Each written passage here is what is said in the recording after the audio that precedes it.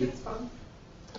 And I notice there are probably a lot more terrestrial people here than might usually come to these seminars, but just in case, I took the word terrestrial out of my title, and I've added some picture of water, and I even have some aquatic examples in here. So the project that I worked on, as Bob said, was part of my last postdoc, and it was a terrestrial project, admittedly, but I'm hoping that everyone will agree that there's a lot of overlap in both concepts and actual methods that can be applied to any system. And so if anyone thinks that it might be relevant to another system, then we should talk.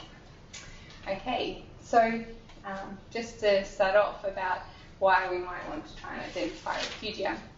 Well, there's actually a lot of evidence that species in the past have survived dramatic climate fluctuations by hiding in little areas that are, for whatever reason, climate buffered. And so this is particularly shown for a lot of trees in the northern hemisphere. During the last glacial period, they found these more warm adapted species that clung on to little pockets in northern Europe and then could persist there until the climate changed again. So we actually have evidence that these refugia areas do work to help species persist during inhospitable climates. And as we all know, we're predicting some fairly dramatic climate shifts into the future. So what we want to do is go out and find out where these places might be that actually can protect the species from this inhospitable climate and prioritise those for conservation. So for the purposes of this talk, I'm defining refugia as the habitats that promote species persistence in the face of climate change. And there are a few other definitions out there in the literature, but this is the one that I'll stick to.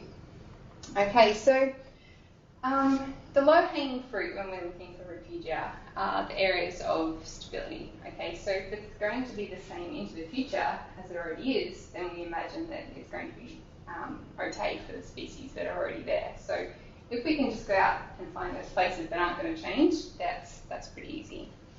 If these places are within the species' current range, that's even easier because the species can just retract to those areas.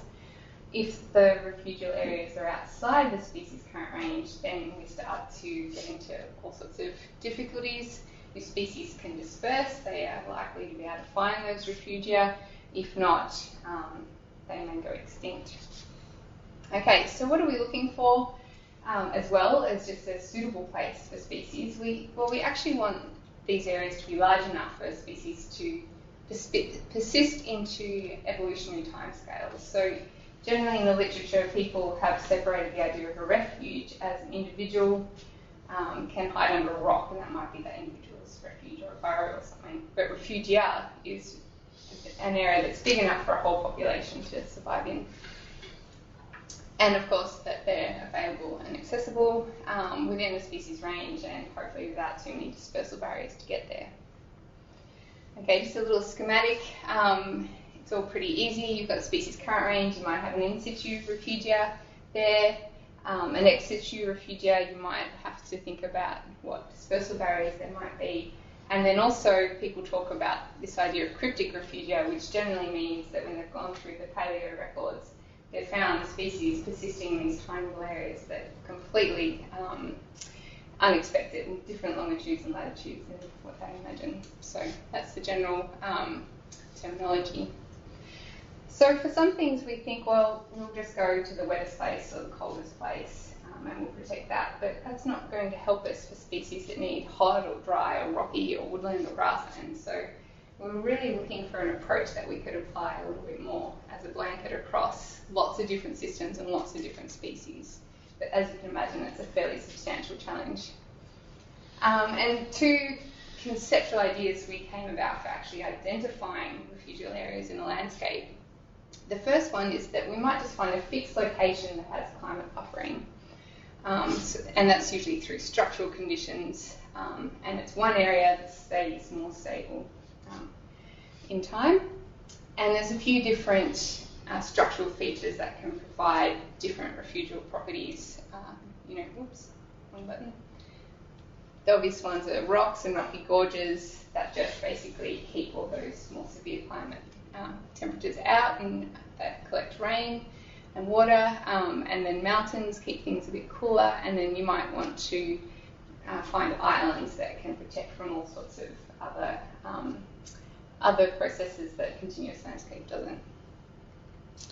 And there are, like I said, real live examples of these refugial areas actually working. And a famous example is the Woolmire pine, and that's a very, very old tree that was hidden not that far from Sydney, and nobody knew about it until 1994.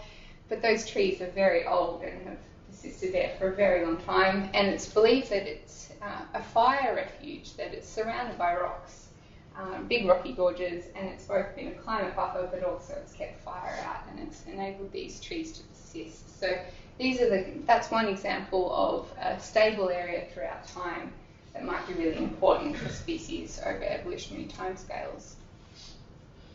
There's lots more examples about stability being really important for species. And when we've looked at habitat stability in the past, we can often see a link with species richness. So this is some work done mainly by Jeremy van der Wal on the wet tropics region. And he's predicted the habitat stability of rainforests over the last 10,000 years. And those greener areas are the areas with the greatest stability.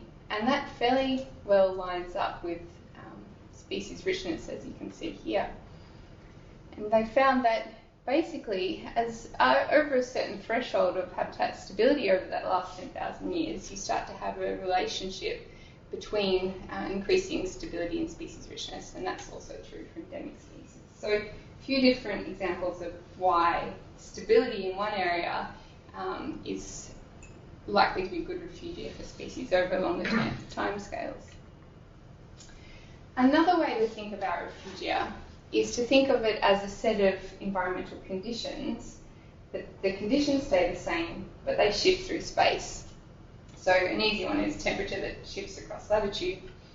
But in this way, we're thinking about refugia that is the same conditions that shift the least in space. So just a way to visualize this is actually a habitat suitability model for the Gouldian finch here, and that's trained on short-term weather variables and then projected across months between 1950 and 2010.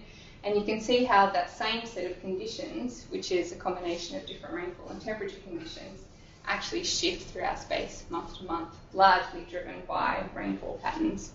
And so the way that we might go about trying to find out where the refugia might be on different timescales would be to look at where this continuous area of suitability might be and where the connectivity, where an area that's connected, always connected to another area that's suitable. So the project that I worked on, Climate Change Refugia for Terrestrial Biodiversity, defining areas that promote species persistence and ecosystem resilience in the face of global climate change. And there are a whole bunch of us that worked on this project.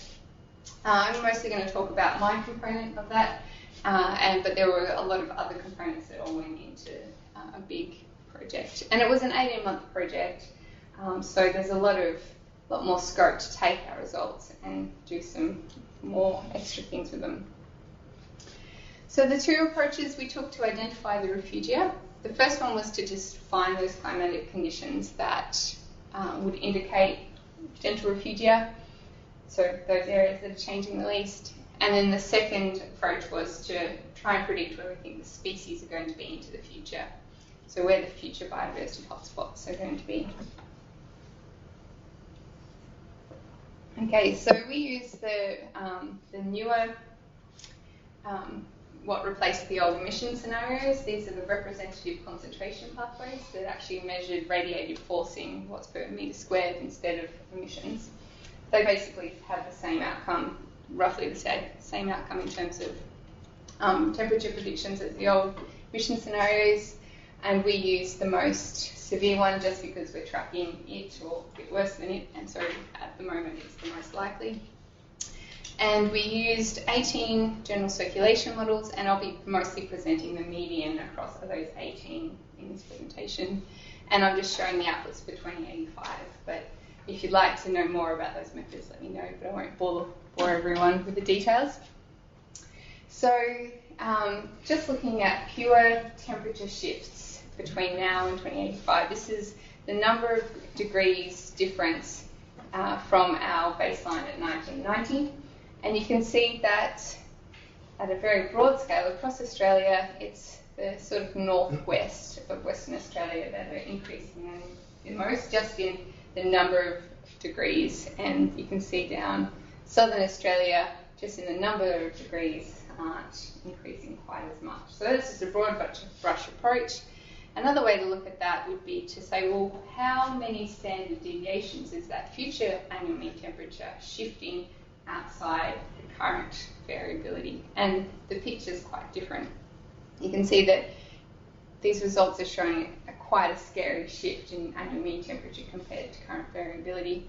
And possibly where you're seeing few standard deviations shift from current is probably where the variability is so great. Okay, so obviously this is a very broad approach looking at the whole of Australia, and one of the things into the future that we'd like to do, that wasn't in the scope of our project, was to go to the areas where it looks like the climate change is going to be the most severe, and then look at the micro conditions in those places. But onto rainfall. So this scale here, 1, that's no change from current, so that's 100% of current, and then greater than 1 is an increase in rainfall, and below 1 is a decrease in rainfall. So that's getting to nearly half the current rainfall. Rainfall is really tricky because all the general circulation models vary in both the magnitude and the trajectory of rainfall, whether it's hot, drier or wetter. And so it's quite a difficult thing to predict. The only one thing that's consistent across every single model that's ever been produced that I'm aware of, and that's Southwest WA. It is getting drier, has been for the last 50 years, and it's predicted to continue. And the number of standard deviations away from current, again for Southwest WA, these numbers aren't as compelling as the temperature, and that's because when you have a really, really variable system, you have really broad standard deviations. It's actually hard to deviate much more than that current variability. And then if you wanted just to look at the places that are going to change the least, these would be those places that you look at for the temperature and the precipitation change. Another way to think about how this might relate to species is to go, well, for each area, how far would an individual organism have to move to stay within 2 standard deviations of its current annual mean temperature?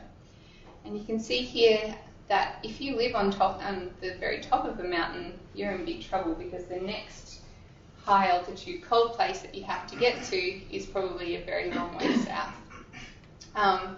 Up in the north there, if you try and move south, you're just going to hit a desert, and for the Nullarbor, you're going to hit ocean. So they're the places that are going to be, species might have the greatest trouble finding analogous climate into the future.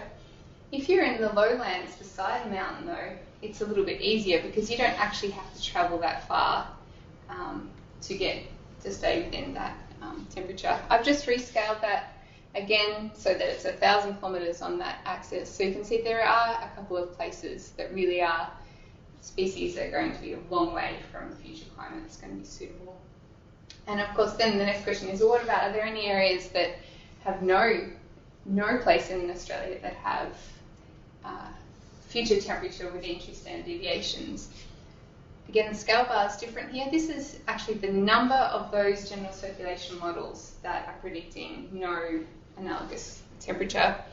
And so where it's green, that means that all 18, I'm not talking about the median across here, I'm talking about every single model saying the same thing. And it's these areas in the Alpine, New South Wales, Victoria and Tasmania. They're the areas that there are predicted to be no temperatures within 2 standard deviations of current. And that's bad news for the critters that live on top of those mountains there. Okay, now precipitation again, it's not very compelling. Again, probably because the predictions are so variable and currently it's so variable. So I've showed here not only that median projection, but also the 10th and the 90th percentile of those projections, just to show. And then this scale bar obviously is much reduced. It's only 50 kilometres. So it looks like maybe species won't have to shift very far to stay within the current variability of rainfall. But it's so variable anyway, it's hard to test apart from Southwest WA again. So the second approach that we took to trying to identify refugia was to locate those future biodiversity hotspots. And I'm just going to brush over the methods, but please talk to me if you're interested in more detail. We got species data from about 1,700 vertebrates across Australia from the Atlas of Living Australia in the Queensland Museum. And I used Maxent, a species distribution modelling algorithm, to project those distributions. And so this was my work using the distribution models. Just in case you're not familiar with distribution models, very quick background. You take species data and different environmental predictors. You look at the relationship between the species data and those predictors, and then you can plot that in space. And then you can give it future predictions of some of those environmental layers, and then correspondingly a future prediction of the species distribution. And so this is for the very charismatic Anomalophus verrowae here. That's the distribution for 1990, and then that's the projection of its distribution into 2085. We've done this for 1,700 species. Don't worry, I'm not going to go through them all. But we did add up each one for the current, the baseline distribution, and then I added them all up for the 2085 median projection as well. And that gives you this prediction of species richness. Obviously, this isn't measured species richness, this is modelled species richness, but you can model it for the current or the baseline and then project it into the future. And then, additionally, if you want to know how they change, you just divide future by the current, and then you end up with a proportion change projected for the future. This, of course, is only shift in climate space. We're not actually saying that each one of these species, that three-clawed worm skink, is going to get up and move to its new habitat, but this is where the new climate space has shifted to. And you can see that there's a fairly consistent geographic pattern where it's the east and the south that those climate niches are shifting to, and it's the north and the west where those climate niches are shifting from, and that's across all 1,700 vertebrates. Obviously not the same for each one, but that's the picture overall.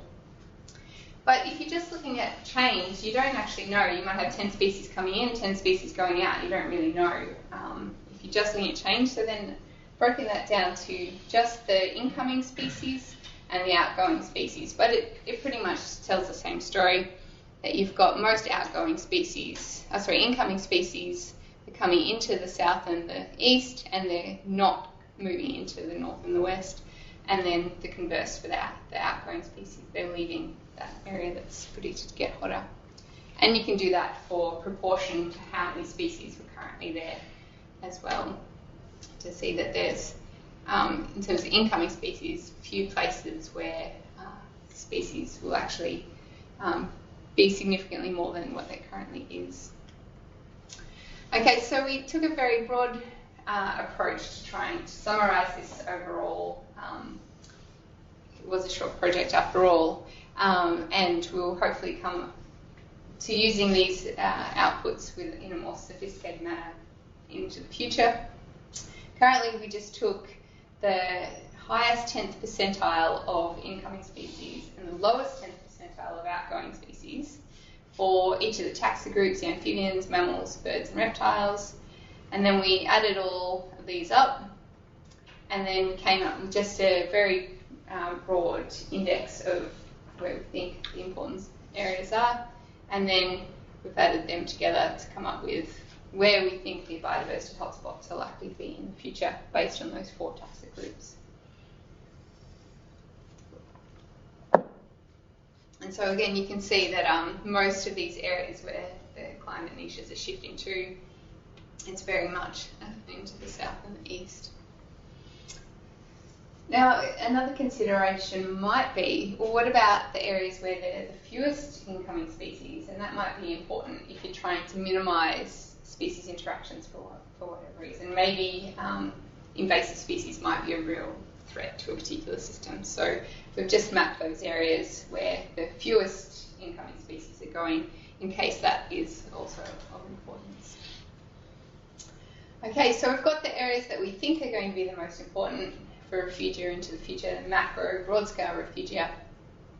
And then we compared that to the National Reserve System. And so you can see here that was that scale of refugia value to only one taxa group, to a whole bunch of them, nothing got over 7, unfortunately. And so, and then the reserves there, where the refugia and the reserves overlap. And you can see there's a whole lot of purple on this map. And that purple indicates large areas where we think are important for refugial value and no protected area. There's certainly probably value in the other protected areas. We're just looking at bulk of species, we're not looking at endemics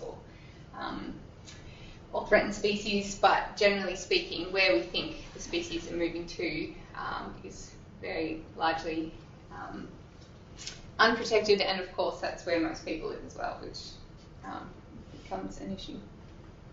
So I'm just going to quickly touch on one of the other components of this study. This particular bit was done by the CSIRO team in Canberra. They use the compositional turnover modelling, which takes the turnover of species composition and relates it to environmental gradients. They incorporated terrain analysis, soil, water balance, and remote sensing, did some fancy things at small scales. And then they looked at the areas least likely to change in community composition.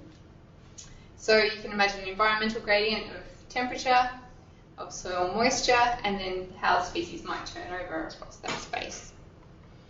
And then you can see where there's the most overlap between future climate and present climate across geographical space. These are the areas that have the highest refugial potential. Where there's not as much overlap, there's only moderate, and then when there's really no overlap, there's low refugial potential. So that's the theory behind their work. And this was their map, their money figure that they came up with using a few different groups. They did some terrestrial plants and a few vertebrate groups. And you can see there are some areas where there are small predicted refugia, and then Tasmania comes up, very important. And then their comparison across the National Reserve System. Again, lots of protected areas that aren't predicted to be high value refugia, and lots of areas that are not currently inside national reserves.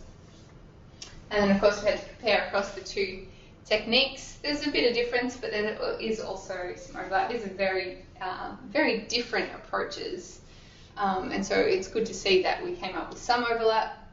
Again, the East Coast being really important, Tasmania being pretty crucial, and actually Southwest will have some refugia, and then in the Northwest there. So some overlap, which gives us confidence that we might be onto some important results.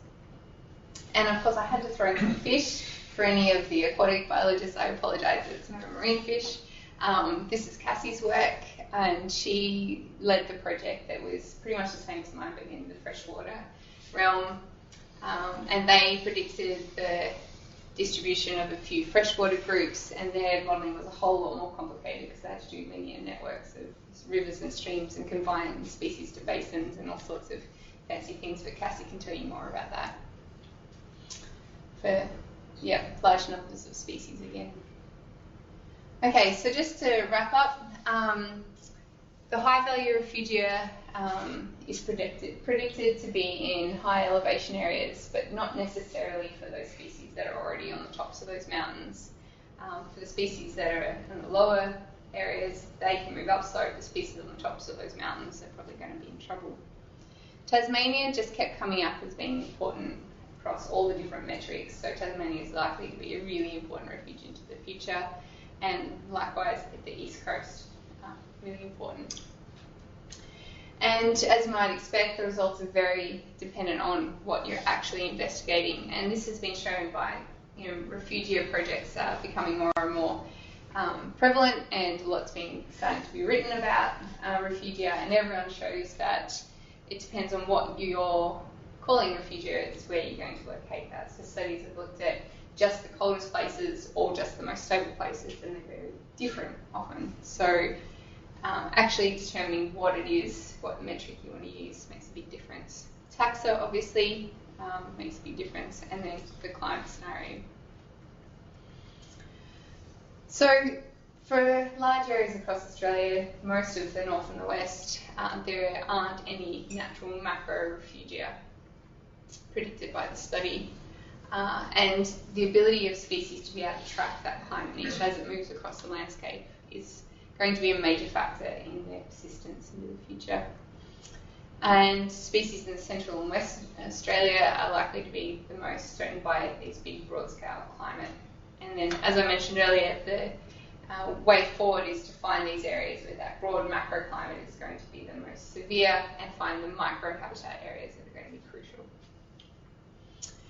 And species are shown to respond really differently to broad-scale changes, so we can show where the niche is shifting, but actually what species are going to do, that's a much harder thing to try and understand.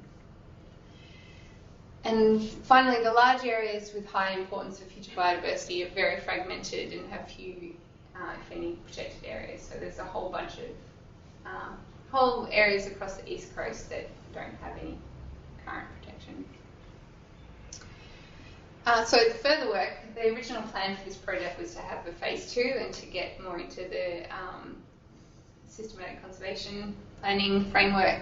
Unfortunately, that hadn't really happened, but hopefully those inputs still can go on to that. We trialled it just for the wet tropics region, and that was using the rainforest endemic vertebrates at a 250 metre resolution for both the current and the future projected distributions and the connectivity between them. And that output pretty much seems to line up with where people believe are the most important places currently and in the past and future. But unfortunately, we did actually trial getting all 1,700 vertebrates in a nationwide analysis at 1 kilometre resolution, and funnily enough, the program fell over. So hopefully that capacity will be available soon. And then in a perfect world, we take all 1,700 terrestrial vertebrates and all Cassie's, however many hundreds or thousands of freshwater, put them all in together and have a really detailed analysis. But that's for another day. And importantly also is not just to look at those shifts in climate space, but actually to understand realistic distributions of species, so incorporating dispersal scenarios. If we think they could probably only disperse a couple kilometres a year, then actually incorporating that into where we think species really are going to be, not just their climate. Thank you very much.